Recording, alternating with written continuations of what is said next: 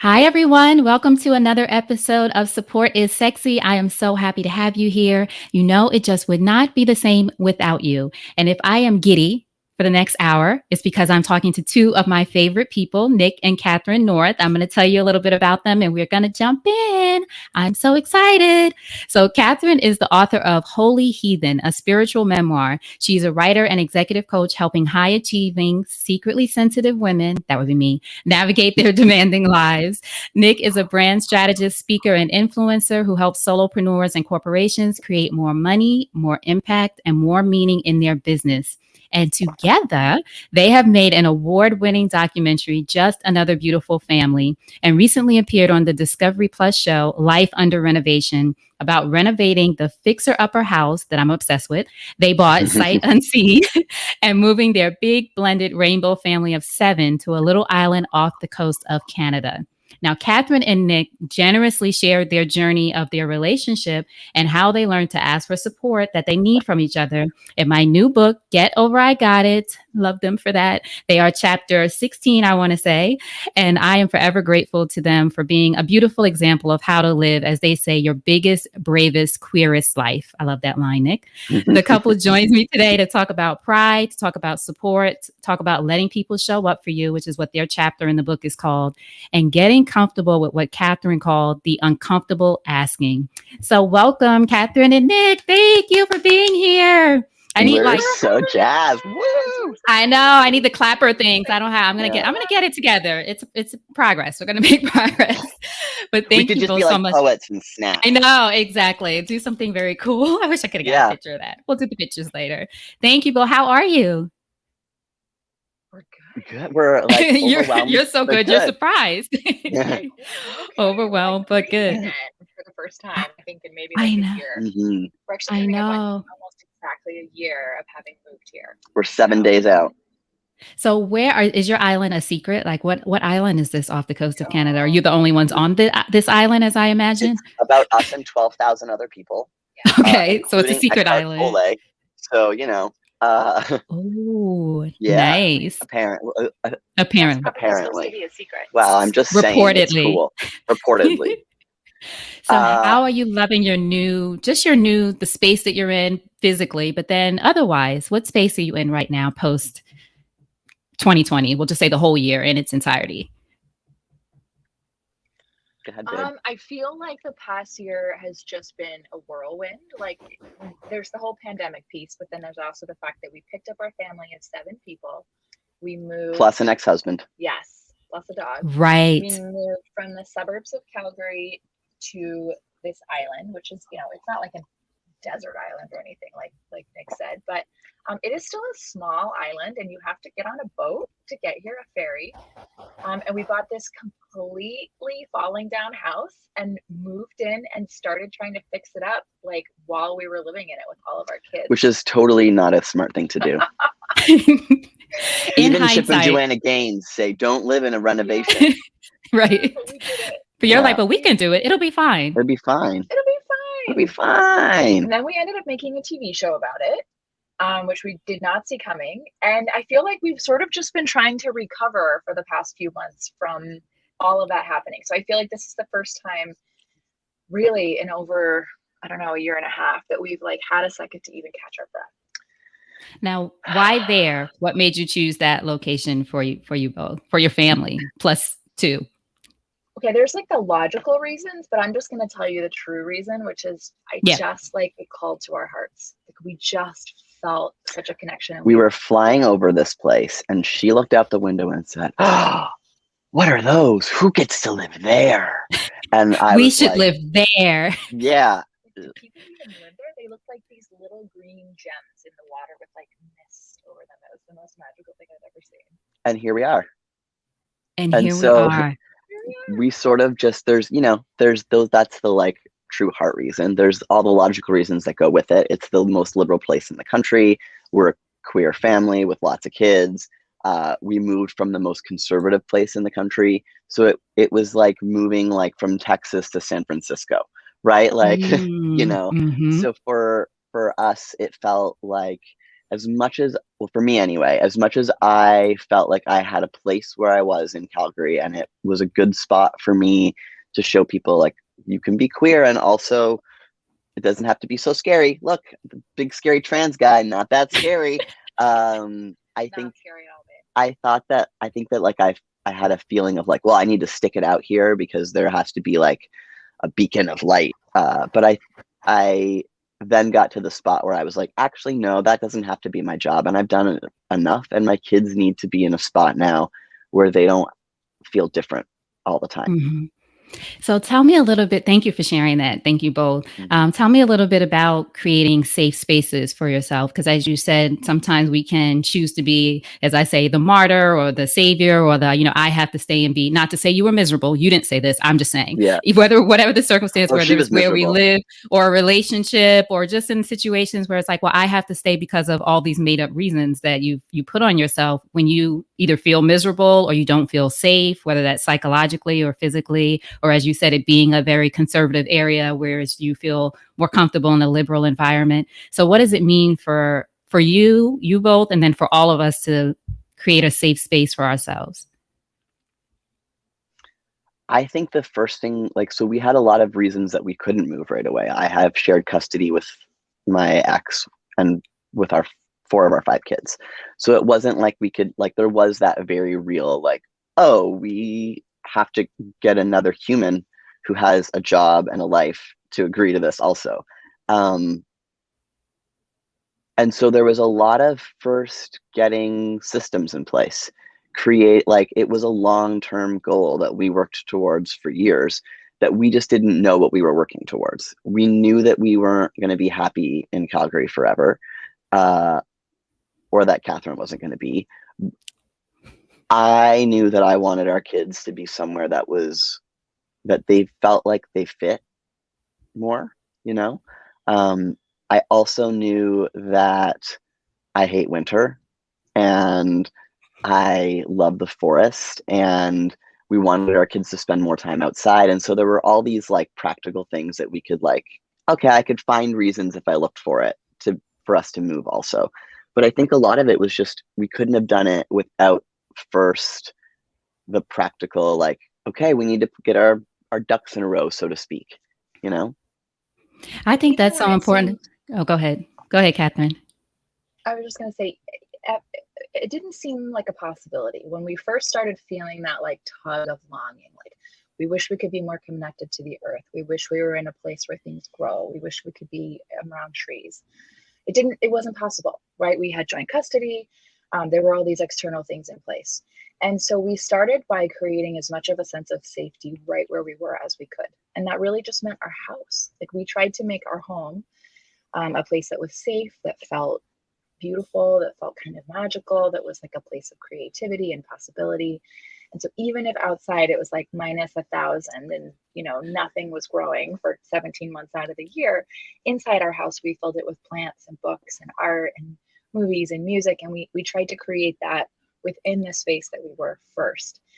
And then all of a sudden, like, things started shifting, and suddenly the impossible thing became possible. Mm-hmm. And one of the things I talk about in the book that's from Dr. Srini Pillay is the importance of focusing on what's possible as opposed to what's probable.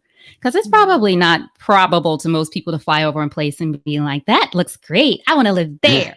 You know what I mean? Right. And I it know. happening. I think, but I love it. That's something it's very Piscean. I don't know if you're Pisces, but that's very much a Pisces thing to do. Like, that looks She's great. such a Sagittarius.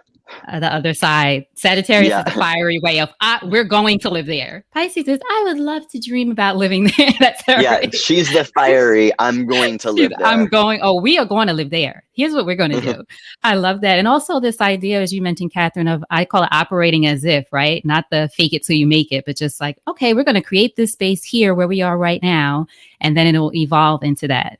So talk to me about being Happy Pride. I don't know if I said this live on air. We said this beforehand. Happy Pride to you both and to everyone watching. And everyone, if you have who is watching now or even later, please leave a comment. If you have any questions for me or Katherine or Nick, put them in the comments. We'll make sure to respond. And I know some people catch the replay later. I try to go back and look at that as well. Let us know if you have any questions. But for you both, as a queer couple and family, how important is it for safe spaces, since this is, we would talk about this anyway, but since it is Pride Month, how important is that for couples to feel, again, like they're in a place where they can be themselves?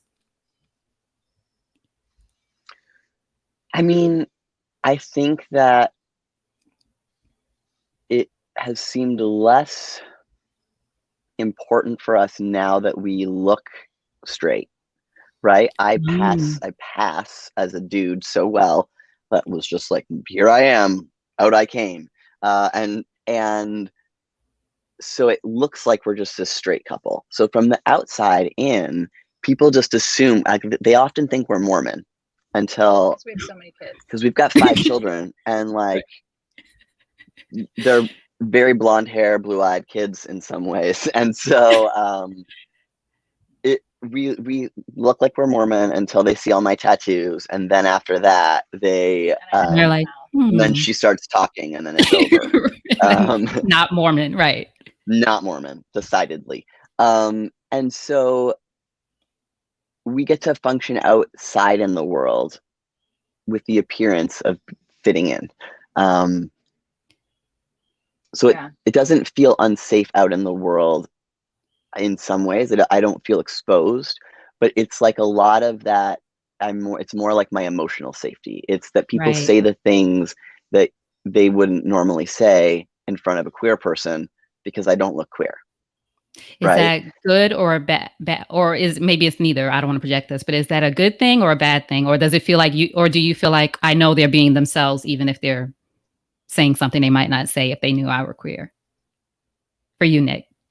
In some ways, it's a good thing because then I know where people stand. Like, it's always nice to know when the bigots are bigots and the racists are racists, and you can like, I see you, I feel you, you're, it's easier to like spot them, but there is a cost to it, right? Like there's a cost to every time someone says something terrible to you, even if they didn't mean it to be terrible, right? Even if their intention wasn't to hurt you, it still hurts. So there is a cost, but it's good, I think, at the same time. Tell me, this is, forgive my ignorance, the difference between, you mentioned passing, quote unquote, passing and presenting as male. Is there a difference? So it's sort of the same. It's just that passing is this thing. It's like, it's a problematic thing in communities where the idea is that because I don't look trans, I pass as a cisgender person. You wouldn't look at me on the street and go, oh, I think that's a trans guy. It's a thing that takes a while, like that happens gradually. Specifically for trans men, it usually happens like a lot. It's like, it probably took me a year before I could go places without people not being unsure if I was a girl or a boy, like that ambiguity sort of thing, and like bathrooms being uncomfortable and things like that. Now I can walk into a guy's bathroom, and no one would even think differently. The problem with passing is that it says that this is what a man is supposed to look like. This is a normal way for someone to look. And why do we want someone to look like a cisgender man? Why is that better? So the problems with passing is that it is saying that's better, right? It's saying the default white man is the best option around. And society is already telling us that already. So it's internalized. But it's sort of this thing where like, I don't want to pass anymore because it erases my identity. And why should it's sort of a why should it matter, right? Like there should be no passing, no pretending, no anything. But it's just sort of people. But it does come with safety. It does come with passing. Does come with safety. You're saying? Are you guys there? We lost you for a second, but yeah. Okay, sorry, you're back. Oh, I was going to say, not in the middle of me learning something. I always learn something from Katherine and Nick. But you were saying it's about safety. Passing is about, in this case, about there's the benefit of safety. There's a benefit of safety. Okay. Thank you. Thank you for explaining that. So Yeah. tell me, one of the things that you talked about in the book, they're in the book. Nick and Catherine are in the book. They're in the book, chapter 16. I know. One of the things that you talked about, Catherine, well, you both shared about your journey when you decided, Nick, to make your transition and go through that phase. But I want to talk about the phrase that you used, Catherine, about, I guess, is getting comfortable with the uncomfortable asking. So I'm just going to read the passage that you talked about here. If I can get my mouse to work. There we go. So you said, just in case you need me to remind you, Catherine, you said, I think Nick's transition was so intense that it forced us to learn how to ask for what we needed, which is harder than it seems to say. What I need from you is for you to hold my hand or sit with me quietly while I cry. There's so much that we had to work through and figure out. And I think it pushed us to get good at that kind of uncomfortable asking. And I feel like that for me, I don't know, it's such a beautiful phrase, and it just embodies sometimes what asking feels like for a lot of us for different reasons. So tell us what, for you, Catherine, your definition is of uncomfortable asking, and how do we get comfortable with it? It's so scary to ask for what we want, right? Like, first of all, if we admit that we want it and then we don't get it, where does that leave us, right? And it can feel so vulnerable to just be really honest about what we want and what we need. And yet I think that uncomfortable place where we are being vulnerable and we are being really honest about what we want, or what we're hoping for, at least, that is the place where like true intimacy is, and to like peel back the layers with each other and say, this is who I am, and this is what I need from you, is like, it is. Because what if they say no? They say no. But what if it turns out that they can't give you that, or like it kind of takes you into this very like vulnerable territory? And sometimes it's about big things, right? Like gender and identity. And sometimes it's about little things like, hey, honey, I really feel like our division of household labor has gotten skewed. I really need more help from you in this area.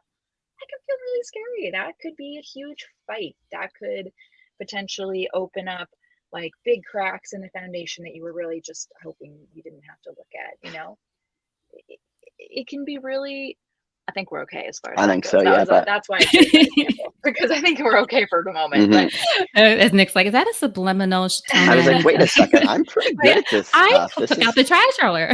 Yeah. That's a child job. Exactly. Oh, that's a child duty. See, that's the good thing about, I would imagine, several kids. 5 children. You give assignments. You give assignments. Okay, for sure. But one of the things that you mentioned about certainly doing this within your relationship, what if the person says no? But Catherine, you said, what if they can't give you what you asked for? Then what? Like, I talk about this a lot with in my case, it's my parents. Kevin Powell said, great question. Oh, Kevin, I don't know I'm assuming he means all my questions. Thank you, Kevin. Yes. All the questions. Thank you. I'm sorry I missed that. Anyone, if you have any other comments or questions.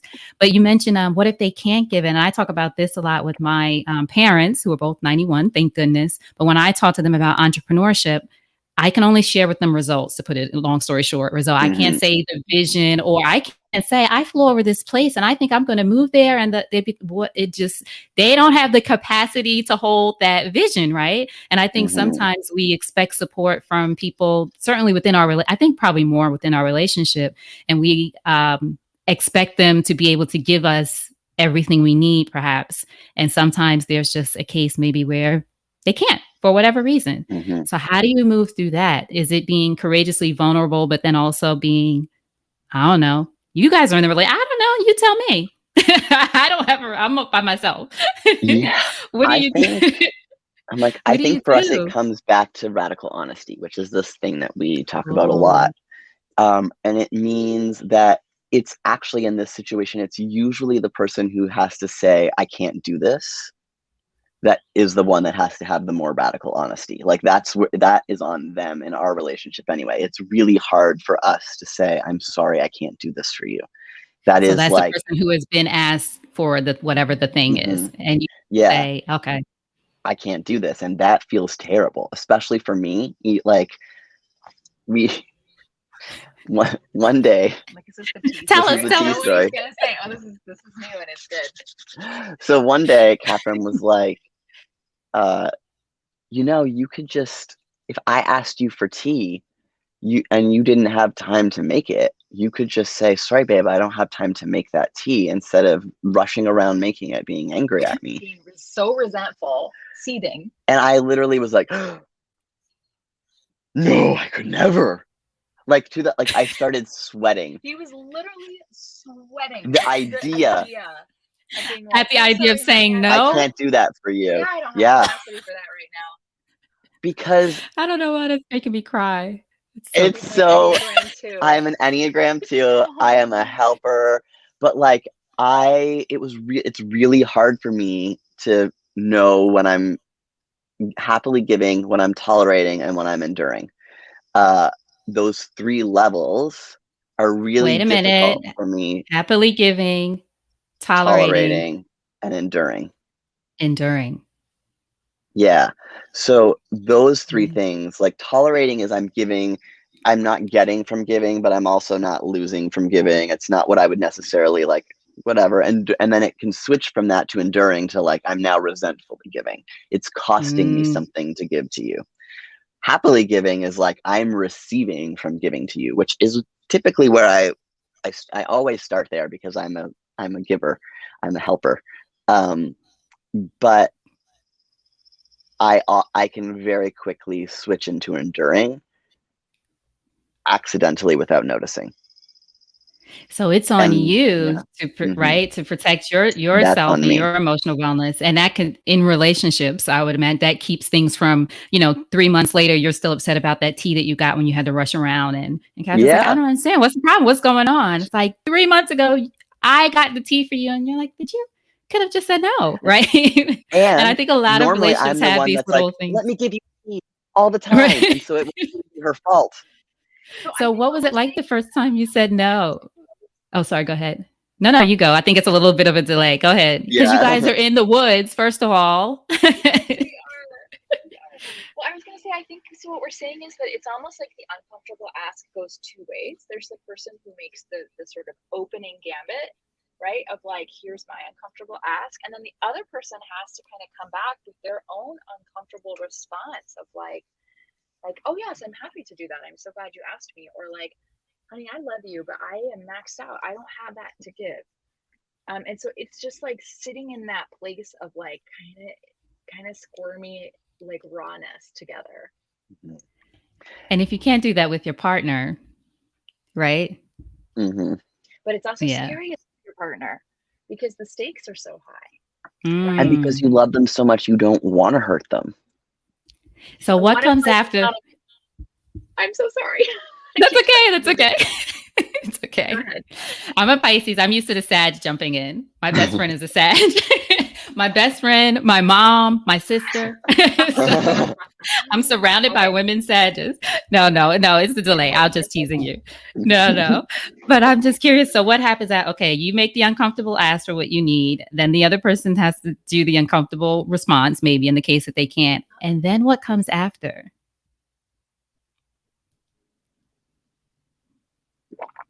Did you guys catch that? No, or was there a delay? Yeah, okay. I'm like, it's suspense. So the uncomfortable ask is at first, and then there's the uncomfortable response if needed. And then what comes after that? Acceptance? Negotiation. Oh, more snaps. Negotiation. Okay. So is the negotiation, well, I can't do that, but I can do this? Or is it, okay, well, can you do this instead? Or a little bit of both? And it's like, what can I count on you for? What can I actually count on you for? Is figuring out what's the bare minimum. That's what we talk about it in chapter 16 in the book, is what is your bare minimum? Yeah, you did throw that out there. It's good. But it is, what is the bare minimum for our relationship? And now we sort of do a bare minimum, and then we do like a medium well and a well done. Right. I love it. That's great. You just tell me where to send my check out there in the woods and I'm going to send it. This is perfect relationship therapy for me. So Nick, one of the things that you talked about in the book in chapter 16 is that if you're having a hard time asking for support, it might be because you feel like you don't deserve it. And I thought for me, that was very powerful in that moment when we talked about this 3 years ago and still is today, because I think a lot of us, I don't know, certainly as unapologetically ambitious women, I guess it's a little bit of a deserve it. And then the fear of looking like you feel like you deserve it. I don't know. It's just a whole bunch of things tied up in that. So I just want to read that passage. You said, if you're having a hard time asking for support, or if you're having a hard time asking for the thing you need, I would say that there's usually an issue where you don't believe you deserve it and you're having a hard time claiming that you deserve it. Can you believe in your heart that you deserve that thing? Are you able to say it out loud? And if you can't, my thing is, why do you want that thing? So when you talk about deservedness, is that the word? Is you say the importance is for us to tap into the why. How does the why help us get to I deserve support? I think because it's like, is your why, for me, if my why has good intentions and good, like, oh, I want to grow my business so I can make more money, so I can give back in this very specific way, then I can change it from being about me to being about giving back, right? It's not, I don't want a bunch of money or a bunch of this or a bunch of that, so I can like be McDuck guy and like swim in my pool of money, like like that's not what I'm here for. If I can go back to the why I need that support, it usually has a really good intention behind it that will put good things into the world, if that makes sense. So That that's does how make it's how it helps me make it as a help Enneagram 2, and as a Gretchen Rubin obliger. It helps me put my like flip it so it's about someone else instead of about myself. And if I have to trick myself to take care of myself that way, I'm for it. Excellent. So, Katherine, tell us about your book. I didn't even know about this until I was reading the most recent bio, Holy Heathen, a spiritual memoir. You know you got to have a copy. Come on, Nick, find a copy for us. There is a copy over there. Hold on. Yeah.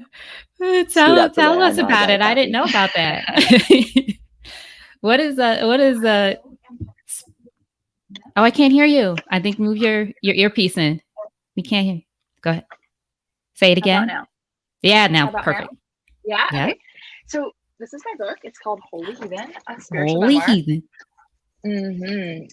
It is the story of me growing up, starting out as a missionary kid. My parents are Christian missionaries, and I grew up in Tokyo, Japan. And I was very, very afraid all the time because I had a terrible secret, which is that even though I was a missionary kid, I could feel that I didn't have Jesus in my heart. It wasn't taking, it didn't work. And so I went from being this really scared kid growing up in the church, feeling so different from everybody around me. And now I'm a thriving heathen mystic. And so this is my story of how I went from that place to where I am now. I love it. And we'll make sure, can everyone find it on Amazon and wherever books are sold? Where can we find it? Okay, Amazon. Yep. We will, excellent. Holy Heathen. So everyone listening later, everyone here, I will make sure that I put it in the comments there. I love that. What does it mean to be a heathen? What does that look like for you? For me, heathen mystic means embracing the fact that I have stepped away from every form of organized religion I've ever tried. And I tried a bunch of them. And I also embracing that mystical side of myself, that even though I felt so frustrated by so much of what I encountered, not just in like what we think of as traditional religion, but also in the kind of new age or self-help or woo world, I felt so frustrated because there's so much BS in that world too. At the same time, I am deeply mystical, and I feel like there is spirit in everything and there is magic in everything. And so it's about me kind of holding both sides of that paradoxical aspects of myself. Beautiful. I have to ask you, how do you, and let me know if this is too personal, I know you both will, how do you translate your beliefs overall to your children or within your family? Are you allowing, I guess I'll ask it more like this, are you allowing your children to make their own decisions about, because they're about, what, 12, between, how old, 12, 10 and? The oldest is almost 15. And the youngest is? 6. 6. Okay. So are you, maybe with the older ones at least, allowing them to make their own decisions? Do you share what your own beliefs are, or what does that look like for you as a family? We try to share what we think and what we believe, but it's very much not as like, this is the truth. It's here's what I think. Here's how it feels to me. I think such and such. And they do have a lot of outside influence. So both, so Catherine's parents are Christian missionaries, so they believe in Jesus, and they are the most loving humans. Like they're like the real deal Christians. Like they're like give you the shirt off their back. They're the most loving humans I think I've ever encountered, and so we talk a lot about like what Gummy and Granddaddy believe, like that it's a great way for them to see that like there's lots of different people, even within a family, that can have different beliefs about things.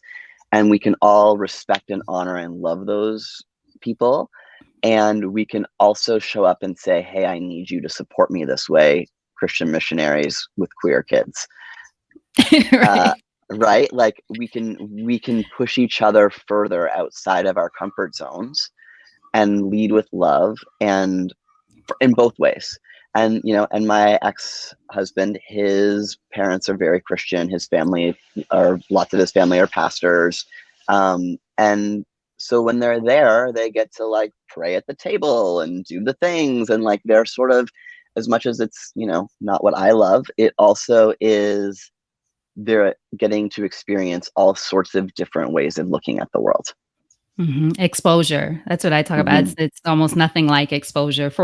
In this case, it's better or as good, I should say, but better or worse, just like being exposed to things just helps you create your own beliefs. One of the things you both talk about too is how to do scary shit and live a big adventurous life while keeping your kids fed and your business running. So, I got to ask at least this question about the business side, because as an entrepreneur, first of all, I want to know all the things, all the secrets, but then also we have a lot of entrepreneurs who will be watching and certainly listening to the podcast.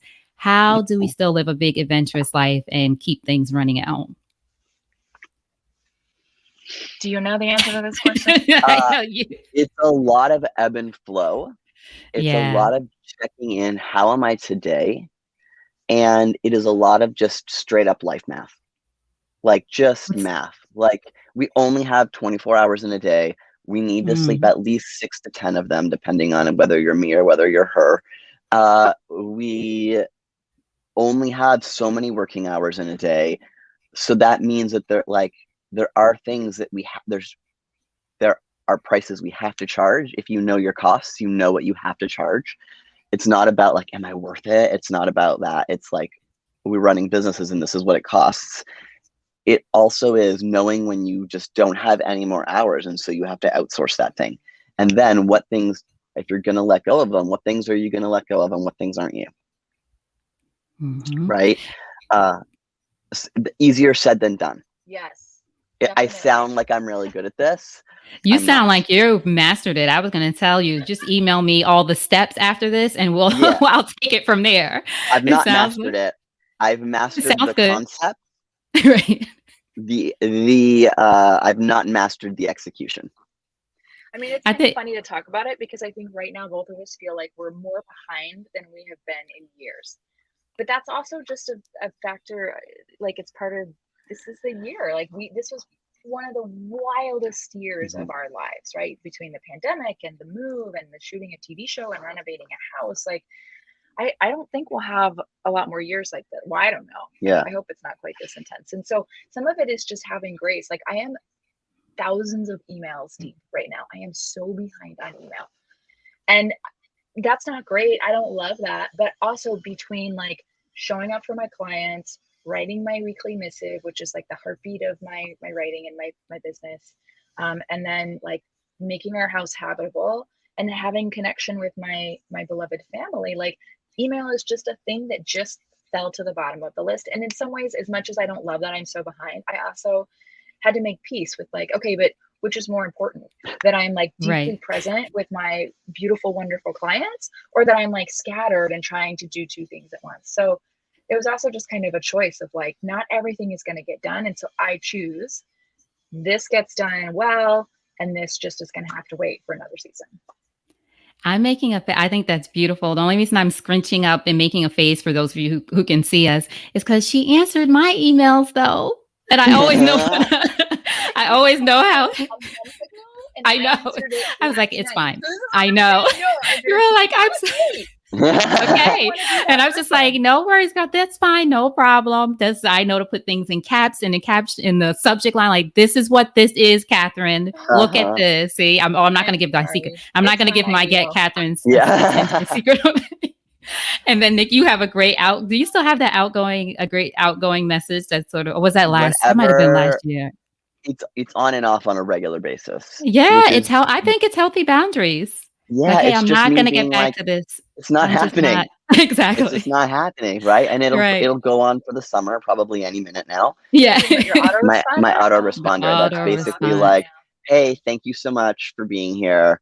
I'm so excited if we're new friends. Woo. If we're old friends, I can't wait to get back to you. It's going to be great. Here's some answers to your most common questions. I think that is I want to say a hack, but I just think that's so, I might do, I'm going to try that when I'm going I for learned it vacation. from And, Yes, Yes, Marsha. oh, okay. Yes. So I didn't know. Marsha Shander, Yes, Yes, Marsha, she taught me that trick. And I love the And frequently asked questions because you can mhm, probably save a lot of back and forth when people are like, oh, that's your mailing address or that's your whatever, or this is or yeah, for me, it's like, oh, you're not taking new guests till next year. It's just the things that mhm, constantly clog up your email. mhm, Like it. Now tell us exactly. about this TV show before I let you get back to your beautiful family. What's going on? What are you doing Yeah, now? it's called Life Under Renovation. It's streaming now on Discovery Plus. It's a 6-episode, like a mini series, and it follows what, 5 families? 5 families. 5 families, all over North America, each one of us doing their own renovation. So legit, they found us on Instagram and they were like, are you doing a reno? And we were like, at the time, no. But then like 3 months later, we bought a house. We weren't expecting to be able to buy it. It just sort of all happened. And so Catherine just wrote them and was like, hey, remember when you asked if we were doing a reno? We are now. What's up? Are you interested? We were shooting a TV show. And they wrote back because someone had pulled out that they had a family emergency and they hadn't been able to do it. And they needed someone to start like tomorrow. So they were like, oh my goodness, stop everything. Do not do any more work on the house. Document it all. And then we were like in contract negotiations and like all sorts of wildness. And then within like 6 weeks later, it was done. Oh my! So this is last year? Was this last year? Summer. Last September, Yeah. Because 2020 was the year to do something like that. Yeah. You both are so unbelievable. And I we love filmed it. it on iPhones. Really? Oh, right, because it's not like a crew could come out, especially during that time, right? So you filmed it on iPhone. Guy with a camera. And you just sent it to them. Like, this is what we've done so far.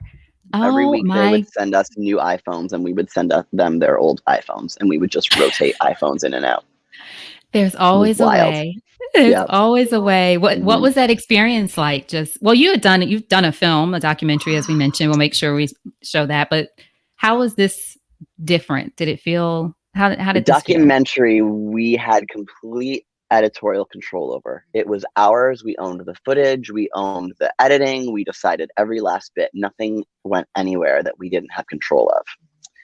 In this situation, we couldn't even view the things we recorded on the iPhone back. It was, the iPhone was locked out. You didn't record in regular iPhone stuff. You recorded in like this app that was all that was on the phone, and you couldn't even see it ever again. So you were like recording, it's happening, someone says something, and there's no going back. And then we didn't get to watch it until it went live on national television. With everybody else, with the whole rest of the world. What? So wait, so you have no say. Oh my God. So wait, I have so many questions. Hi, Nadia. Dr. Nadia Lopez says, wow, that's incredible. I know. I'm so fascinated. So wait, so you recorded, and then once you stop recording, that's it. You can't go back and watch it and make any edits or anything.